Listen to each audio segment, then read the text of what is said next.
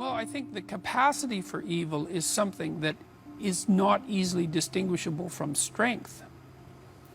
You know, and I mean, my knowledge runs out at this level of analysis in some sense. The world seems to be structured so that we can act for the good and we can act for evil. And I think that's associated with self-consciousness. And I think that's illustrated in the story of Adam and Eve. When Adam and Eve become self-conscious, the scales fall from their eyes. They realize that they're naked. And to realize that you're naked is to understand your vulnerability. That's why Adam and Eve clothed themselves right away. Oh no, I'm naked, I can be hurt. Okay, I can be hurt. I have to clothe myself, I have to protect myself in the future. You actually become aware of that in a way that animals aren't. Well, what does it mean that you're naked? It means that everyone else is too. Yeah. What does it mean that you can be hurt? It means that everyone else can be hurt too. It means that you could hurt them.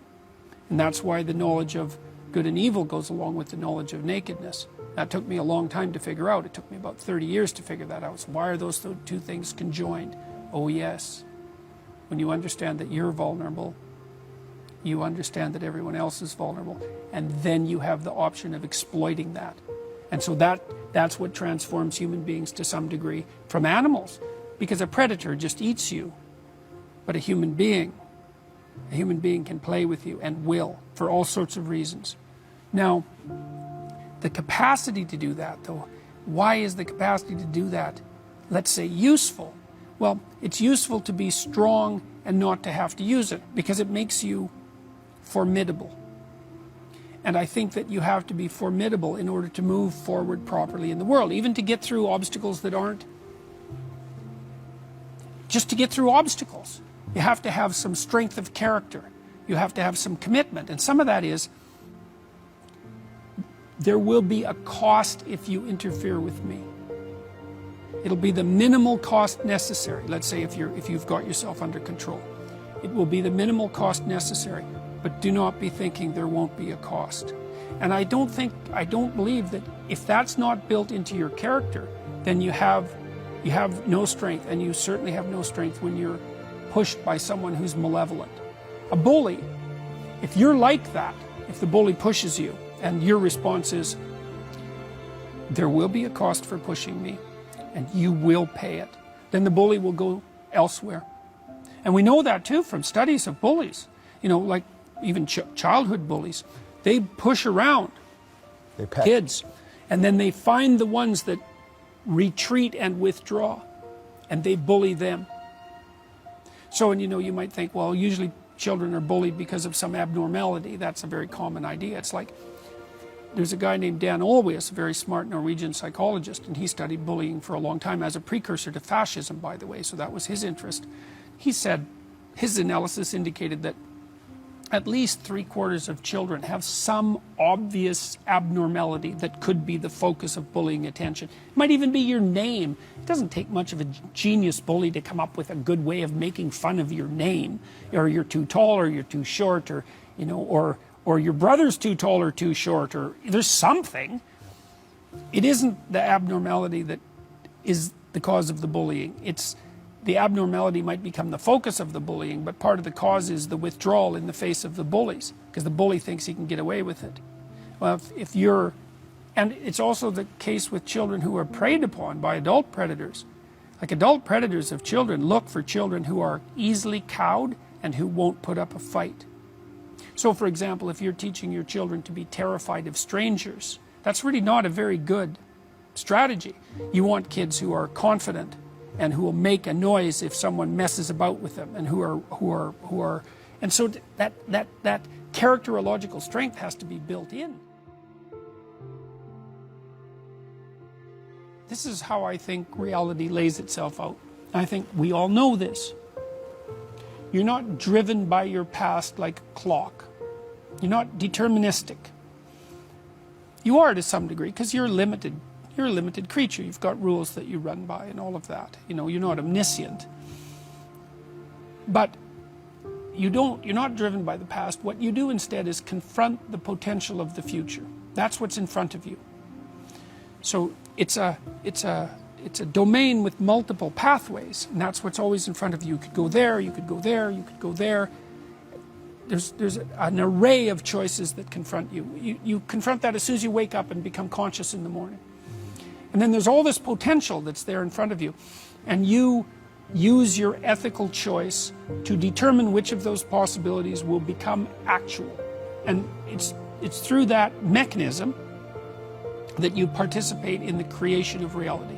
And that's the making of you in the image of God. Because that's what God did at the beginning of time, according to our old stories, right? Spoke and transformed potential into the being that was good.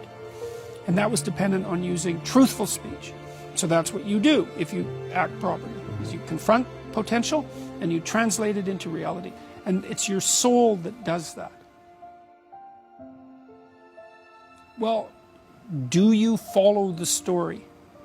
That's a fundamental religious question. You know, when people go to see a movie like Pinocchio, which is a movie I've taken apart online in some detail, it's like they suspend disbelief. No one thinks that a wooden puppet has become alive. No one questions why the wooden puppet should rescue his father from the chaos of the whale. It all just makes sense. It's like, well, yeah, but why does it make sense exactly? And isn't it interesting to notice that it makes sense? And these stories have a pattern, and the pattern has a function. And that's a religious function. You say, well, I don't know whether I believe. It's like, well, you follow the story. The Harry Potter books are a good example of that because they have a deeply, deeply religious substructure. And that's why they were so insanely popular. You know, they have to speak for a book to become that popular. It has to speak to something that's in everyone. Because otherwise, why would they become that popular? You know, and in the second volume, Harry confronts the basilisk, the thing that turns you to stone, that lurks underneath the magic castle. It's like, well, that's life. That's Jaws. It's the same story. It's like we have a structure. It's kind of magical. We live inside it. It's a hierarchy. But underneath, there's chaos and terror. And that can come up at any time and paralyze you with its gaze, right? Turn you to stone because it's so awful. And every building is like that. And so what do you have to do is you have to go down into the depths and confront that thing voluntarily. And then you find, and you'll find what's of great value in that pursuit and be reborn. It's like, well, that's the Harry Potter story. That's the second volume. It's like, well, everyone knows that story. Do you believe it? Well, do you act it out? That's the question. Do you act it out? It's the right pattern. I think, and maybe it's not even the right pattern. Maybe the human race is a hopeless race, and there's no destination for us. But for better or worse, that's our pattern. Our pattern is the snakes are after us. Well, we can cower in our dens. Or we can go out and we can find the source of the snakes. And we can contend with it. And that's what we decided to do. And God only knows how long ago, millions of years, we decided we weren't going to cower in our dens. We were going to go out and root out the snakes. It's like St. Patrick or St. George. And then we found, well, there was the snakes that will eat you. And then there were the snakes that were in other people's hearts. And then there were the snakes that were in your hearts. And all those had to be contended with and rooted out. And that's part of the even deeper mythology. Is that like there's an association in Christianity between the snake in the Garden of Eden and Satan. It's like, well, where did that come from? What kind of crazy idea is that? Well, I just laid out the idea. It's like there's always a snake. What's the worst possible snake? Well, it isn't an actual snake. It's a metaphorical snake. It's the snake that's in the heart of your enemy when he comes to burn down your city. Well, what if you get rid of your enemies? Well, the snake's still there. Well, then it's in your heart. So what's the ultimate battle? The ultimate battle is with the snake in your heart. I had this kid talk to me at a barbecue I was at this weekend, and he's working with delinquent kids, 13 and 14 years old.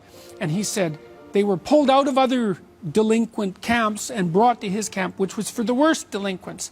And he started talking to them about my lectures.